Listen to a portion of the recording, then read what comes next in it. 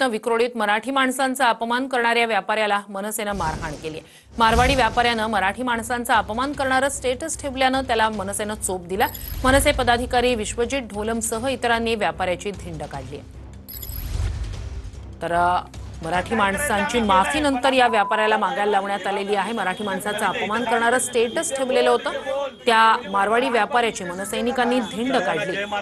विक्रोळीतला हा प्रकार दुसरीकडे, त्यानंतर या व्यापाऱ्याला मराठी माणसाची माफी मागायला लावलेली आहे। मनसैनिकांनी या व्यापाऱ्याची आधी धिंड काढली, मग त्याला माफीही मागायला लावली।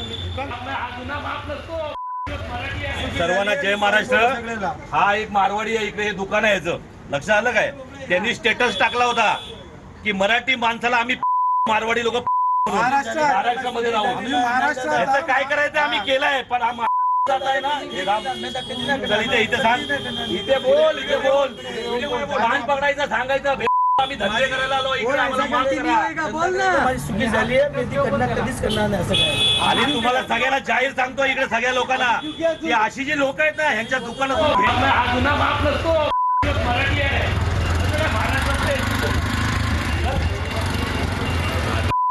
यांच्याकडून कोणी खरेदी नाही करायची। त्याला इकडे येऊन पैसे कमवले आणि इथे महाराष्ट्राला सांगता तुम्ही, महाराष्ट्राला